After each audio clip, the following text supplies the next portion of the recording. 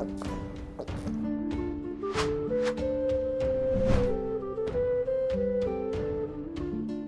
Moin, hallo und herzlich willkommen zu einem neuen Video hier auf meinem Kanal. Und heute gibt es eine Runde Shakes and Fidget. Heute sind wir mal nicht auf einen der gewohnten Server unterwegs, sondern auf einen fremden Server, kann man so sagen, wo ich sonst normalerweise nicht bin, auf F8. Denn hier hat die stärkste Gilde der Welt momentan gerade neue Rekorde bzw. neu gelegte Gildenraids besiegt, die bisher noch keine Gilde geschafft hatte, und führt jetzt damit nach wie vor die Gilden-Raid-Rangliste sozusagen an, und das in einem sehr guten Tempo. Denn, wie man hier auf dem Bild entnehmen kann, haben wir hier einmal den 143. Raid, den sie hier geschlagen haben, und einen Tag später, das ist jetzt heute passiert, eben gerade um irgendwann 8 Uhr morgens oder so, den 144. auch direkt hinterher. Ja, das ist schon wirklich eine kranke Leistung, wenn man bedenkt, es gibt insgesamt nur 150 Raids insgesamt. Und da natürlich mal sehr gerne die Frage an euch: Wenn ihr irgendwie in einer Late-Game-Gilde spielt oder meint, ihr habt eine sehr starke Gilde, würde mich mal interessieren, wo steht ihr gerade so mit euren Gilden-Raids? Das wäre mal sehr interessant, wenn man da mal so ein bisschen vergleichen könnte. Und ja, 144, die erste Gilde nähert sich wirklich langsam, aber sicher der maximalen Marke, dass 150 Raids komplett besiegt worden sind. Ja, das wird wahrscheinlich noch ein bisschen dauern, denn mir wurde gesagt, nach den Gegnern werden die wohl stärketechnisch wieder ein bisschen anziehen. Das heißt, die letzten Raids werden nochmal das wirklich in sich haben. Aber ja, dass die jetzt hier nochmal so 2 Raids einfach so gelegt haben, ist auf jeden Fall eine ziemlich coole Angelegenheit und eine coole Sache auf jeden Fall. Herzlichen Glückwunsch natürlich auch hier an die Endgegner für das Besiegen der 2 Raids hier. Sehen wir das ja auch nochmal hier im Spiel drin, 144 Raids haben sie jetzt hier besiegt. Ich weiß gar nicht, wo jetzt hier die Gilde steht mit 130. Ich glaube insgesamt sind die Endgegner schon relativ weit abgeschlagen, was so die Raids insgesamt anbelangt. So, ne? Ich glaube, mal gucken, wir gucken mal hier rein, wo hier Ritter der Anduril und Phoenix stehen. 127, hier haben wir 132, da können wir mal so ein bisschen vergleichen. F8 waren wir gerade. Welcher Server war noch immer stark gewesen? Ich vergesse es jedes Mal aufs Neue. F8 haben wir hier. Wir können mal F10 gucken. Wer war hier alles am Start? Avanturnici mit 128. Okay, dann haben wir noch, mal gucken, was haben wir denn hier noch Schönes am Start? F18? Nee, es muss schon ein bisschen älterer F-Server sein. F7 haben wir hier noch am Stissel. Ja, mal gucken. Wo sind wir hier? Auch mit 126. Also hier auch noch ein bisschen weiter hinten auf jeden Fall. Und ansonsten, ja, muss ich erstmal schauen, wo hier die ganzen Gegner gelistet sind. Ich glaube, ja, stimmt, hier. Den Server hatte ich gesucht. F11 war das gewesen. Genau, die Gilde habe ich gesucht von Nachteule hier, beziehungsweise mit Nachteule. Sind ja auch Endgegner Alpha sozusagen, und ich glaube, das ist die Gilde, die am zweitstärksten, beziehungsweise am zweitweitesten momentan ist mit den Raids, mit nämlich 140. Also auch schon relativ viele besiegt. Ja, wenn man das mal einfach mit unseren Raids vergleicht, was wir so haben mit Celtic. Wir sind bei 124 und Horizon bei 132.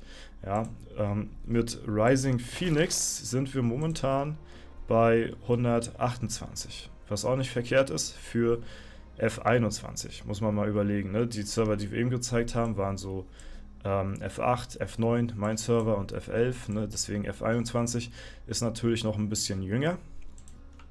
Und demzufolge sind wir da natürlich auch noch nicht so weit. Aber 144 ist das Ding, was jetzt erstmal vorgelegt wird. Wir können mal schauen, was Maven momentan so macht. Da waren wir nämlich auch schon lange nicht mehr drauf gewesen. Hier ist momentan jetzt so eher die The Several Tongue anführen, so ein bisschen, mit 129 Raids hier gerade am Start. Golden Armada, was ja die Portugiesen sind hier, ne, auch mit 129 und so weiter und so fort. Ja, auch das Gildenprojekt hier von den Portugiesen ist nach wie vor noch intakt. Wir haben hier die Golden Armada, Silver Armada haben wir hier, Bronze Armada, habe ich das Gefühl, die kommen langsam ein bisschen weiter hoch auf jeden Fall. Und von diesen Armadas, hier haben wir Iron Armada, haben wir ja glaube ich irgendwie 6 oder 7 Stück irgendwie gehabt, wenn ich mich nicht täusche. Wenn man das so zusammengezählt hatte, alle mit 50 Mann drin. Und ja, deswegen, das ist auf jeden Fall eine coole Gemeinschaft hier. Und die haben es auch nach wie vor noch in sich. Mal gucken, wie sich das hier auf dem Server noch entwickelt. Ja, das ist ja hier der erste Server, der so nach einer Gegend benannt worden ist, Maven. Und wir haben hier jetzt insgesamt ein bisschen über 1 Million Spieler drauf auf den Server, die hier natürlich ja, von Fusionsserver fusioniert worden sind. Also deswegen haben wir natürlich auch hier die große Anzahl an Spielern auf jeden Fall auf dem Server. Ja.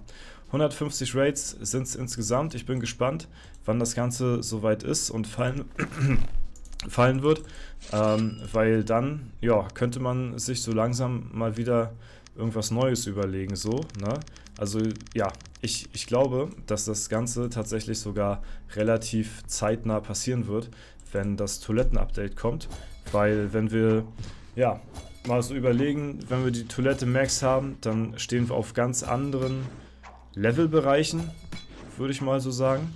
Und ich glaube, das wird uns auch natürlich gildentechnisch ziemlich nach vorne bringen, wodurch wir dann natürlich auch die Raids höchstwahrscheinlich ein bisschen schneller besiegen werden.